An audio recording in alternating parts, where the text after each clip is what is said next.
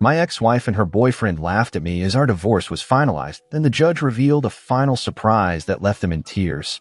I, 32M, want to share one of the wildest experiences of my life, my divorce. Let me just say, it was more drama than I ever bargained for. I met my ex-wife about 7 years ago. We dated for around 2 years before finally tying the knot. At the time, I was convinced we had something amazing, and I was all in. I've been working in real estate sales for a while, nothing fancy, but decent enough to cover my bills and let me have a few treats now and then.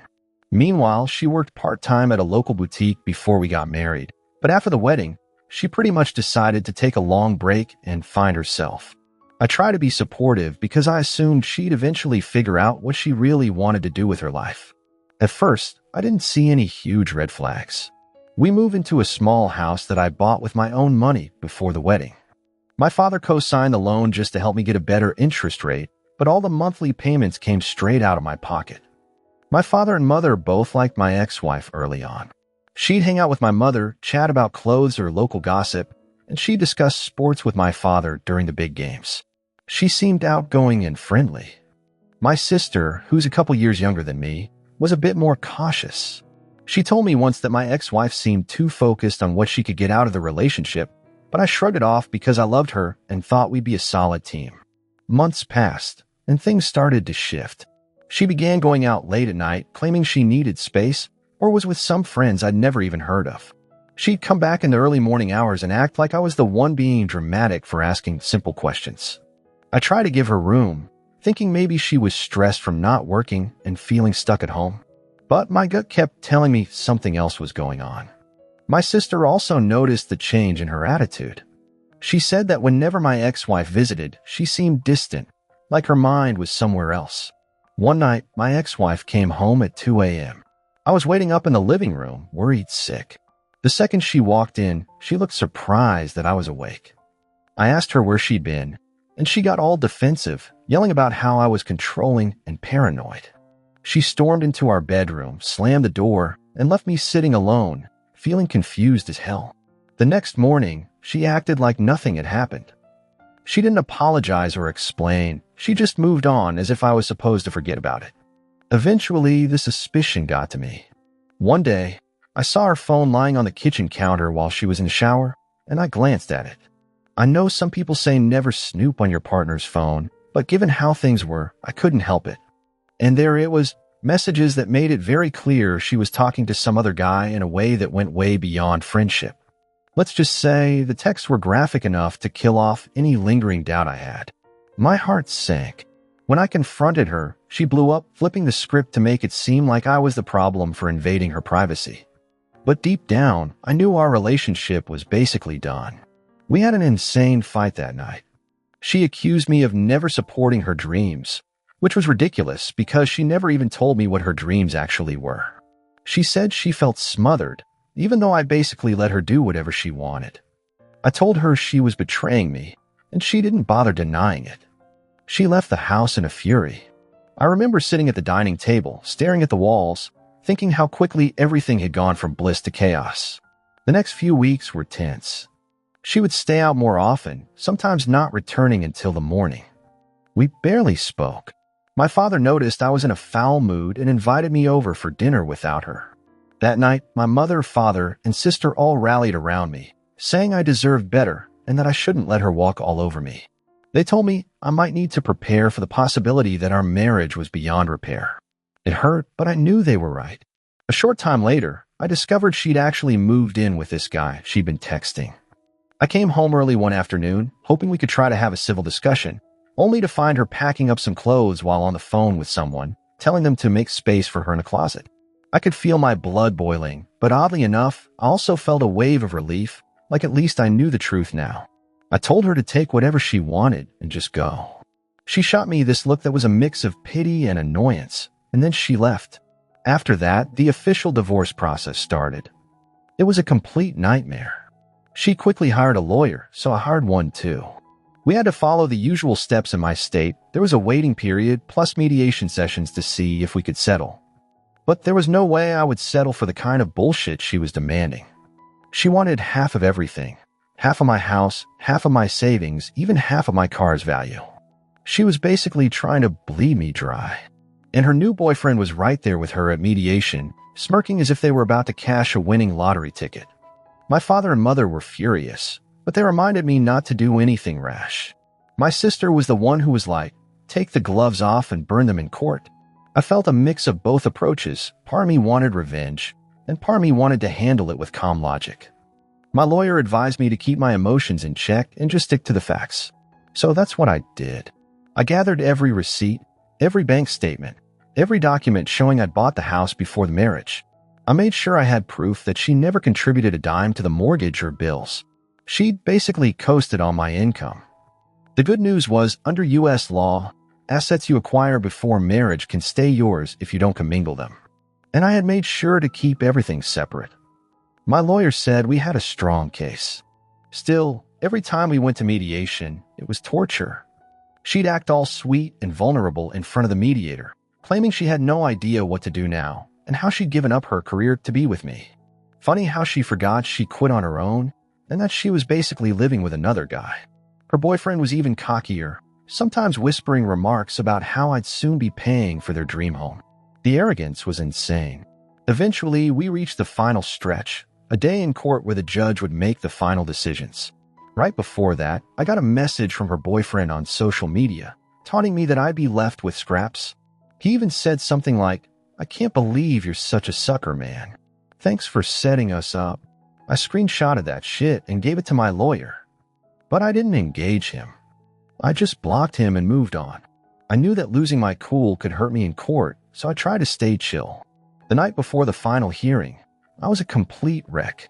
Couldn't sleep, pacing around my living room, thinking about all the possible outcomes.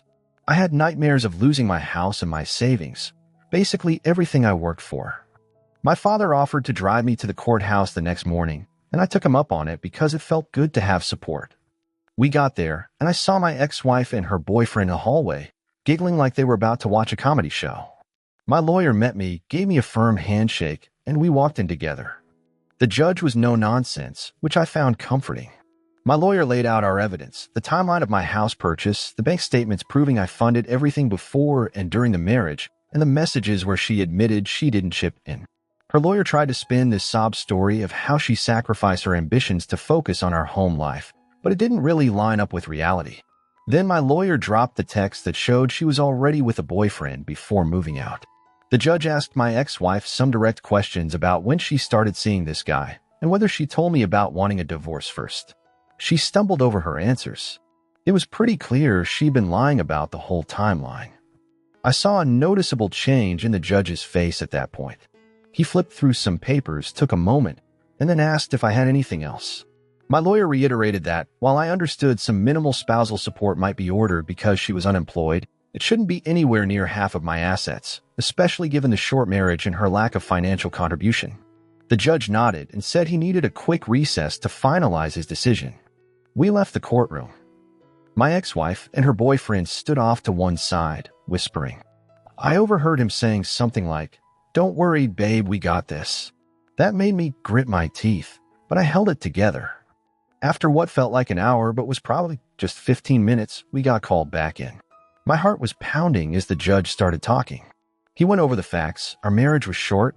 I purchased the house before the wedding, and there was clear evidence she contributed little financially or domestically. Then he revealed his ruling. She would not get the 50% or more that she demanded. Instead, she'd receive a minimal settlement to help her get on her feet, plus a short-term spousal support that would end quickly, especially given that she was already cohabiting with her boyfriend. The judge basically said she had another form of financial support, so she wasn't entirely helpless. The look on their faces was priceless. My ex-wife's jaw practically hit the floor, and her boyfriend suddenly lost that smug grin. She tried to protest, and her lawyer asked if the judge would reconsider, but the judge was like, "No, this is final." My lawyer gave me this tiny smile, and I felt relief flood my entire body. I could finally breathe. For once, justice went my way. When the session ended, we all stood up. My ex-wife darted over to me, muttering about how I wouldn't get away with this. I just told her the judge made the decision based on the evidence, and she needed to accept it. Her boyfriend looked like he wanted to start a fight, but my father stepped up. The boyfriend called me a loser under his breath, and I just said, "You're the one who lost today. Deal with it." He turned red and stormed off with her. Outside the courtroom, my father gave me a hug. My mother and sister were at home, waiting for the news. My lawyer shook my hand and said this was one of those cases where everything lines up in favor of the person who was actually honest. We left the courthouse, and my father joked about grabbing a drink. You bet I took him up on it. On the ride back, I called my mother and sister, and they were thrilled. My sister was screaming about how awesome it felt to see those two get put in their place. I had so much adrenaline pumping through me, like I just won a championship game or something. A few days later, I heard from mutual acquaintances that my ex-wife was livid and convinced the judge was biased. Her boyfriend was apparently whining about how unfair the system was. The same system he thought was going to hand them my money on a silver platter. They had even been telling people they planned on investing a huge amount once the divorce was finalized. Talk about counting your chickens before they hatch. Now they were stuck with pretty much nothing. I won't lie, it felt good to see them both face the consequences of their entitlement. They thought they'd toyed with me and that the court would just hand over everything I'd worked for. But nope, the law actually sided with the facts. People sometimes assume the ex-wife automatically gets a big payday in a divorce, but it doesn't always work that way, especially when she's the one who walked out and contributed next to nothing. In the aftermath, I made it a point to rebuild my life. I hung out with friends more, picked up guitar lessons, something I've been putting off for ages, and spent more time at the gym. My father and mother started inviting me over more frequently for dinner, which was comforting. My sister kept saying I should go on a vacation to clear my head. Maybe I will someday. For now, I'm just happy to be out of that toxic situation. Looking back, I wish I had seen the red flags sooner. But I guess sometimes you have to learn the hard way. I gave my ex-wife everything I could, but she wanted more. She wanted to control the whole narrative, take my assets, and rub her new relationship in my face. It was like I was dealing with a completely different person from the one I married. But after seeing her meltdown in court and the tears she fought back when the judge announced her bare minimum settlement, I realized I was finally free. The actual settlement I ended up paying was pretty small compared to what she had demanded. The judge gave it an expiration date, given how short the marriage was and because she was living with a boyfriend. She got a few months of support, basically the legal system's version of "here's something so you can move on." As far as I'm concerned, it was a price I'd pay any day to get rid of that nightmare. I've heard through the grapevine that she and her boyfriend are having money problems now. They probably thought they'd be popping champagne with my hard-earned cash, but that door slammed shut in their faces. Let's just say I don't lose any sleep over it. They made their bed, and now they can lie in it. So yeah, that's how my divorce went from a complete shit show to one of the most satisfying moments of my life. My ex-wife and her boyfriend actually laughed at me in front of the judge, fully convinced they were about to score a windfall. But the judge took one look at the facts and made a final call that left them both speechless. Moral of the story, keep good records, stand up for yourself, and don't let entitled people run you over. Sometimes, life gives you the sweet payoff you deserve. And honestly, watching their faces when they realized they were only getting the bare minimum, that alone was worth everything I went through. All in all, I'm doing all right now. I've got my house, my savings, and a clean slate. Sure, I have a few scars from the experience, but I'd rather have those scars than be trapped in that train wreck of a marriage for another second. My father still teases me that I dodged a bullet, and my mother says she's never been prouder that I stood my ground. My sister cracks jokes about me writing a book someday. Maybe I will. But for now, I just wanted to share this story here, hoping it might help someone else realize that you don't have to roll over for people who think they can take you for a ride. If you're in a similar position, hang in there.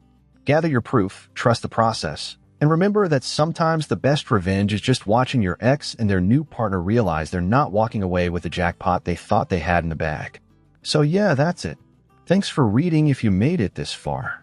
It's been a roller coaster, but I'm finally off the ride, and life is a hell of a lot better on solid ground.